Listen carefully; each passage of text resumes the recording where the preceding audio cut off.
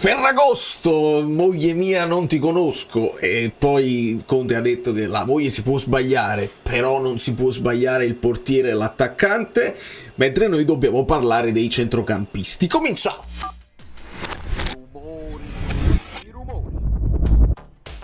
E non solo dei centrocampisti, perché ci sono altre cose che bollono in pentola. A modo mio, benvenuto sul canale. Siete esplosi, tipo Nathan al Betis.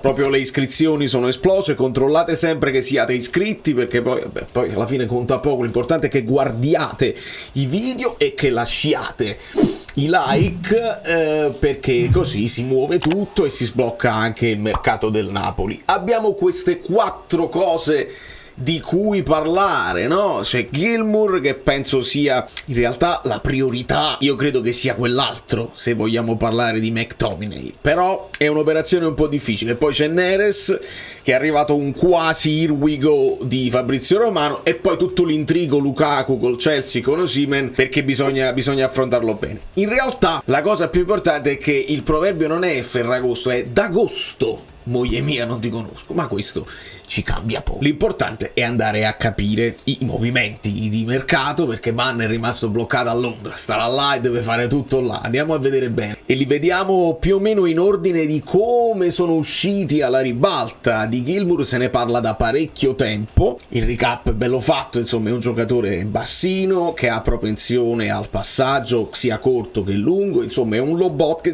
Cominciamo a chiamarlo vice Lobotka, anche se insomma le caratteristiche sono quelle, a meno fase difensiva di Lobotka. Lobotka negli ultimi 2 anni ha sviluppato tanta fase difensiva, duelli e recupero palla. Gilmour ne ha di meno e non mi sembra proprio un giocatore contiano, se vogliamo, no? Perché non ha la fisicità, se ne sta parlando con insistenza, e questo è il giocatore che è valutato 18 milioni su Transfermarkt. Prendiamole sempre con le pinzette, col sale, le valutazioni di Transfermarkt, perché a volte scrivono cose che non ci azzeccano proprio. D'altra parte credo che il valore di mercato a volte se lo aggiornano gli stessi agenti che mandano la mail a Transfermarkt e loro aggiornano. Ma questa è la situazione per Gilmour e andiamo a leggere le ultime cose. Allora, questa è una notizia che ho trovato scritta un paio d'ore fa da, insomma, il Corriere dello Sport viene citato. Però questo prezzo, il Napoli ha raggiunto un accordo col Brighton per Billy Gilmour. Il deal è stato raggiunto, vabbè, comunque si parla di 10 milioni di pound più 3 di bonus,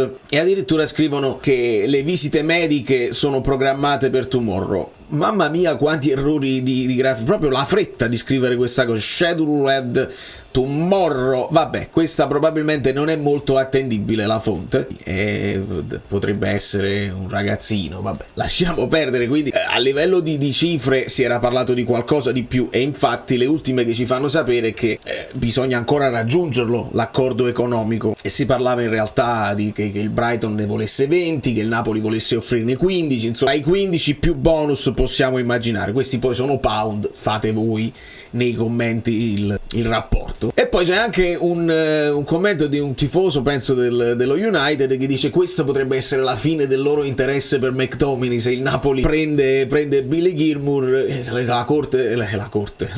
La fonte, il Corriere dello Sport. E quindi perché i tifosi del Manchester United in realtà sono contenti di dar via McTominay. Questo poi è un discorso a parte, e quindi loro hanno paura ma loro non sanno che a noi ne servono 2, perché molto bene, vedo un clima sereno, mi fa piacere. Allora,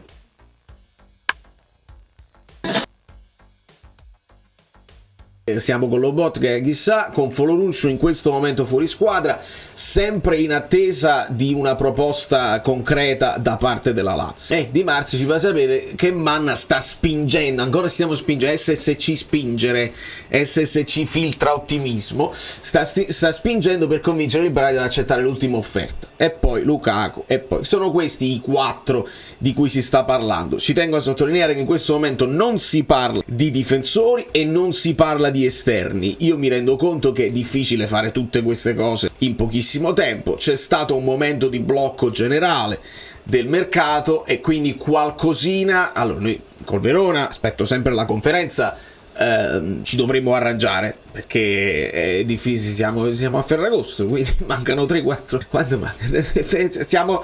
Siamo già in prepartita, eppure se arriva qualcuno al massimo va in panchina, perché hai preparato la partita in un certo modo, vabbè, meno che non succeda come anche sa, che arriva e lo butti subito in campo e fa paura. Però ci dobbiamo, penso, arrangiare con il Verona. Poi a 1-1 si devono sbloccare queste situazioni, perché siamo in ritardo, e aspettare cosa?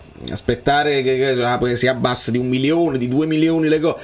Adesso devi accelerare, caro Manna, perché continuare ad aspettare per dare i giocatori il più tardi possibile a Conte non mi sembra il caso. E questo è uno. Dopodiché, per quanto riguarda Scott McTominay, qua ho letto un pochino di confusione generale, come a volte abbiamo letto notizie senza considerare le liste, no? Esce Gaetano, si libera il posto, oppure altre cose, il Napoli può comprare questo, e invece c'era il blocco. Sto leggendo purtroppo da parecchie parti questa cosa, che il Napoli starebbe pensando, ha provato, insomma ha offerto, ha chiesto il prestito, poi col diritto di riscatto, eccetera eccetera. Questa cosa non è possibile, perché il ragazzo è in scadenza 2025. Poi ovviamente c'è questo club option di 1 anno, cioè un po' come Meret, la ricordate, no? L'opzione a favore della società, il giocatore è in scadenza ma possono rinnovarlo da un momento all'altro. Dovrebbe scattare questo, cioè se tu vuoi prenderlo in prestito col diritto o con l'obbligo, perché se tu chiedi il diritto loro non la fanno l'estensione di contratto che poi gli rimane appesa e tu decidi no, non mi interessa più, e ti sei preso il giocatore in prestito. Quando ci sono i giocatori in prestito devono avere 2 anni di contratto davanti, quindi se il Napoli è interessato a questa cosa qui deve fare o qualcosa di creativo, nel senso che deve scattare l'obbligo di acquisto il 29 giugno invece che il 30, perché poi a chi li paghi questi soldi se il giocatore è scaduto, quindi proprio così non si può fare. Oppure loro si decidono di allungare il contratto come da opzione, e quindi tu c'hai la cosa. Quindi al momento il prezzo qua ci porta 35 milioni, 30-35 sono comunque tantissimi per un giocatore che è in scadenza, quindi probabilmente il Napoli può più puntare a far abbassare il prezzo del cartellino e comprarlo, però senza chiedere il prestito, perché il prestito non avrebbe senso in questo momento E questa è la cosa del prestito che ho provato a spiegare anche su X. E un'altra curiosità è che i commenti degli inglesi, Armando riporta questo commento, dice: fate giocare McTominay come attaccante, sarebbe molto meglio, il suo punto di forza sembra la finalizzazione, non ha le qualità da centrocampista, ha l'istinto da punta. Questo ci fa riflettere su una cosa, che è proprio quelle caratteristiche di cui Conte ha bisogno. Se noi continuiamo a sviluppare in questo modo e la palla rimbalza al limite dell'area, è proprio lì che se arriva Anghissà pochi gol, se arriva Lobotka pochi gol, se arriva un McTominay, e ha dimostrato anche nell'ultima stagione, se andate a vedere un po' gli highlights, che ce l'ha la botta dalla distanza, che segna. Tant'è vero che il mio amico Enzo, tra gli abbonati, insomma, così parliamo tantissimo di tutte le cose, mi manda questa carta speciale che fece eFootball con McTominay addirittura proprio center forward, con una grandissima valutazione, proprio perché in quel momento stava segnando a pazzi, e quindi tu lo mettevi in attacco e ti funzionava molto. Quindi operazione complicatuccia, penso che il profilo sia buono, abbia le caratteristiche interessanti, poi si dovrebbe trovare, sempre secondo me buono quando ci sono 2 giocatori della stessa nazionalità che arrivano insieme, o almeno che ce n'è uno già lì che ti aiuta nell'ambientamento, che non ti senti troppo solo. Io continuo a pensare che Lozano, per esempio, si sia sentito molto isolato nei suoi anni a Napoli, non abbia mai legato con qualcuno nello specifico, e quindi avere 2 scozzesi, uno gioca, l'altro no, l'altro poi giocano insieme, si tengono su col morale, lavorano insieme, secondo me non è da sottovalutare anche questo aspetto. Però muoversi, questa è un'operazione difficilissima a livello economico, ed è a centrocampo che noi abbiamo la più grande urgenza. E ripeto, è chiaro, noi abbiamo la fretta di sistemare Osimhen, di far arrivare Lukaku, Neres ci esalta tantissimo, però è a centrocampo che non abbiamo proprio, dobbiamo far giocare Iaccarino e Colisacco. attenzione, o cominciare ad adattare gente a centrocampo, Di Lorenzo a centrocampo, no, quindi quella poi è l'urgenza più grande. Poi si passa a David Neres, che onestamente è quello che più infiamma me, non so gli altri tifosi, ma dopo aver visto insomma tutti i video degli highlights eccetera eccetera, ha dei colpi, e lo dico, non lo dico sottovoce, lo dico, ha dei colpi tecnici di dribbling che neanche Kvara. Ha veramente dei colpi straordinari, è roba che ti esalta e vale il prezzo del biglietto se è in giornata. Ovviamente il ragazzo non ha avuto una stagione facilissima col Benfica, qualche infortunio di troppo, è il momento per lui di rimettersi in gioco e di rivalutarsi, e potrebbe farlo alla grande, sempre Politano permettendo. Poi su Politano Ngong dobbiamo riflettere, ma insomma su Neres è arrivato il tweet di Romano e ci parla, no, sta chiudendo l'accordo per Neres per Benfica, offerta ufficiale mandata, quindi abbiamo fatto a quanto pare improved fee, cioè un'offerta migliore, abbiamo migliorato l'offerta iniziale e quindi expected soon, quindi questa è una delle operazioni che sembra più vicina addirittura di Gilmour, sembra più vicina di Lukaku. Questa è la situazione che ci dice Romano. L'unico dubbio su Neres può essere la discontinuità, può essere la testa, che sappiamo che è importantissima per un atleta, vedi Osimhen, sappiamo che è fortissimo, ma è la testa che lo blocca probabilmente nella sua carriera. Però questi sono arrivi di qualità che a me piacciono, te la giochi la carta, te lo prendi il rischio, perché ti può andare veramente molto bene. Dopodiché dobbiamo arrivare a questa situazione qui, che è quella che sbloccherebbe un pochino tutto, perché con Lukaku tu risolvi, con Osimhen al Chelsea, tu risolvi che ti prendi Lukaku e quindi sistemi quella roba là, ti liberi di un ingaggio, e questa è la cosa più importante per il futuro. Perché? Perché se Osimhen ne prende 10/11, tu, se Lukaku effettivamente ha accettato di abbassarsi il suo ingaggio e ne prende tipo 6, ne puoi dare 5 a Kvara, perché del rinnovo di contratto di Kvara non se ne sta parlando più, ed è importantissimo, perché altrimenti noi già lo dobbiamo considerare venduto per l'anno prossimo, per finanziare poi tutto il resto del mercato dell'anno prossimo, e non ce la faccio, mi sento male, mi viene a male. Quindi per il rinnovo di contratto di Kvara, per la speranza di poterlo tenere un anno in più a condizioni accettabili per tutti, serve che esca Osimhen e che venga Lukaku. Ci sono state varie ipotesi di scambi fantasiosi, Kepa, ci metti Kepa dentro, alcuni altri giocatori, poi si è parlato di Casa, c'è qui, no? Su alcuni tweet si è parlato di 60 milioni più Lukaku e basta, in altre occasioni abbiamo letto di Casadei più 45 insieme a Lukaku. Ora, al di là del valore che vogliamo dare al ragazzo, questa operazione è di un rischioso pazzesco. Perché?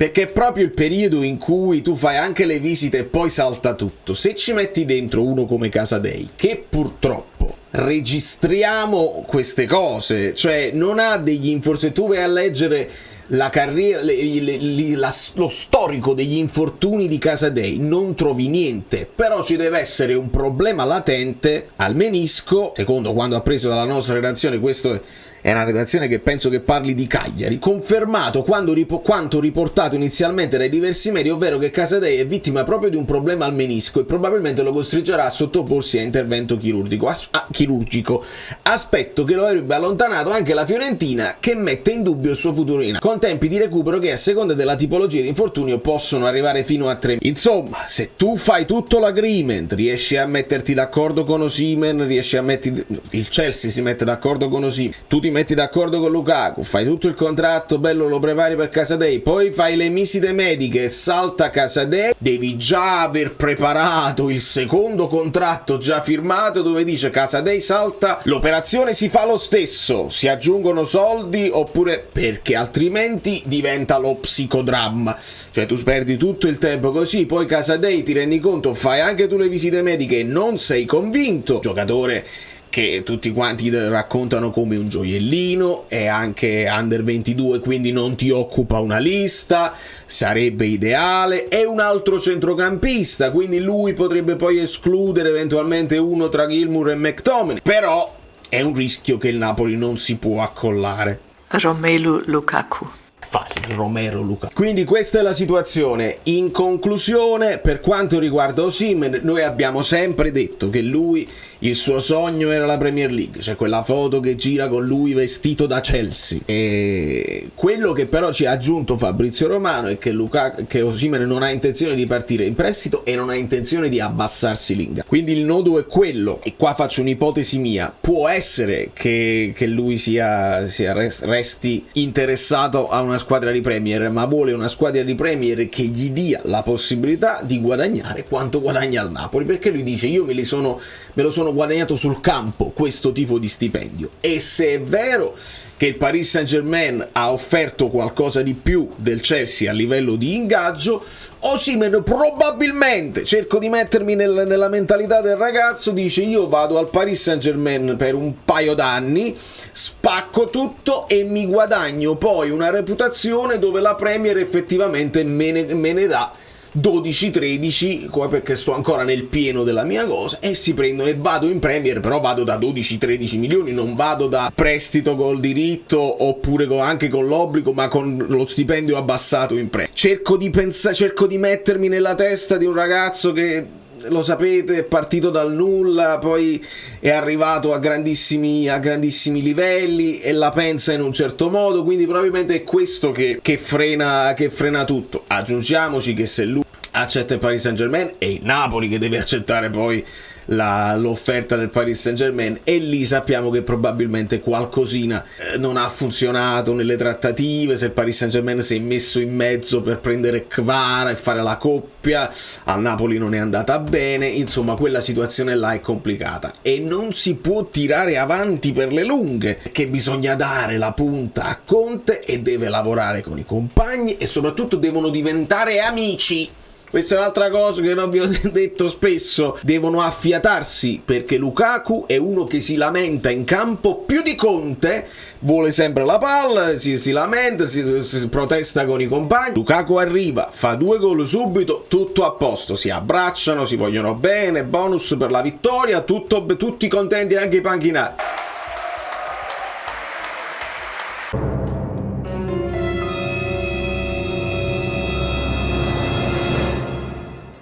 Lukaku sbaglia un paio di gol, attenzione, grandi proteste, cose eccetera eccetera, quindi deve arrivare prima, non dopo, anche per creare l'amalgama, anche per creare l'amicizia. E sarebbe bene che con Lukaku arrivasse Mertens a fare una visita, il belga, si pigliano un caffè insieme. Ma chi lo fa meglio il caffè? Starace, no? Perché Gaetano lo pressa troppo, Nikita Contini lo fa meglio. Chiaro? È chiaro il ragionamento? Come diceva il Presi. Quindi questa è la condizione, amici miei e amiche mie, giocatori oramai li conoscete. Io mi sto convincendo che per Shdira e Simeone si farà proprio allo scadere qualche squadra disperata se lo prendono in prestito, ecco. Uno dei due, il primo che va, e magari uno resta come dice Lukaku. I contratti ce l'hanno e deve andare così.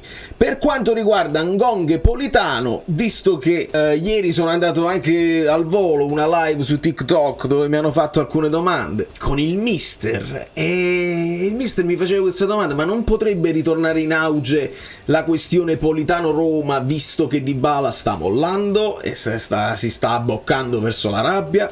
È una cosa interessante, perché abbiamo parlato di Politano, gran tifoso della Roma, verso la Roma, però io credo che già loro, avendo preso su lei, che è quasi un doppioncino di Dybala, gli serve qualcosa di più dall'altra parte, sulla fascia sinistra, e quindi la vedo difficile. Non so se tra Politano poi magari possono essere più interessati anche a Ngong. Sappiamo che però uno dei due dovrebbe trovare una sistemazione, e se è vero che a Conte non ha convinto Ngong, per dare spazio poi a Neres, averne due sotto questo punto di vista sarebbe strano. A meno che, e qua ci mettiamo un'altra ipotesi fantasiosa mia, Ngong o te lo giochi come in zona Mazzocchi, insomma come esterno destro molto offensivo nei momenti di difficoltà della partita, come hai fatto anche col Modena, o te lo giochi come vice Lukaku, perché Ngong è un altro che vede la porta, che sì, gioca da esterno, ma può fare benissimo la seconda punta e ha un po' più di fisicità rispetto a un Raspadori.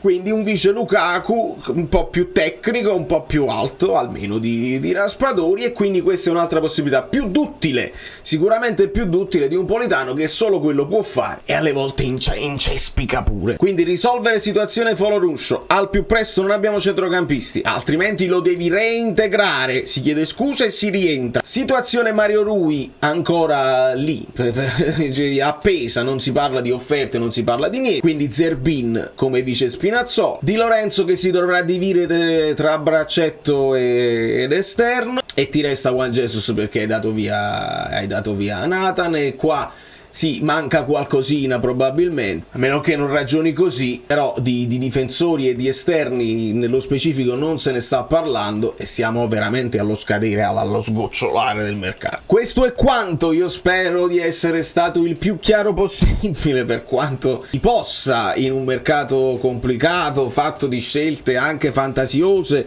dove bisogna avere anche una certa creatività per risolvere delle situazioni difficili tra contratti, quello vuole, quello non vuole, quello decide, quello ha scelto solo il Napoli, però poi bisogna convincere, mancano le penne, bisogna fare in fretta. Aspetto la conferenza. Da New York, Valerio Fluido è tutto, vi abbraccio, vi bacio, lasciate i like finali se vi pare e ditemi chi vi piace di più, chi vi stuzzica di più tra i giocatori di cui si parla, o se avete un altro nome.